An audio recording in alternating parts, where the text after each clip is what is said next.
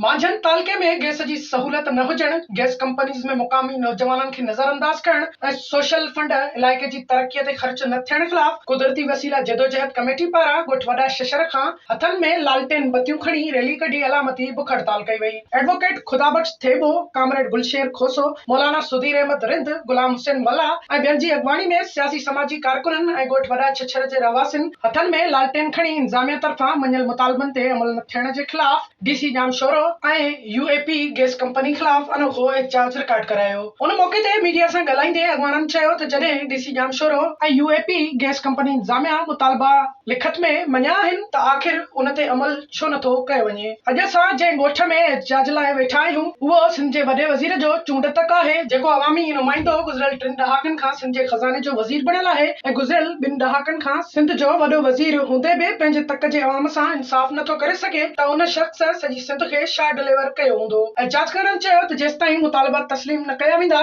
तेसिताईं एहतजाज जो सिलसिलो जारी रखियो वेंदो। विज़िट कयो अवामी आवाज़ मीडिया ग्रुप जी वेबसाइट awamiawaz.pk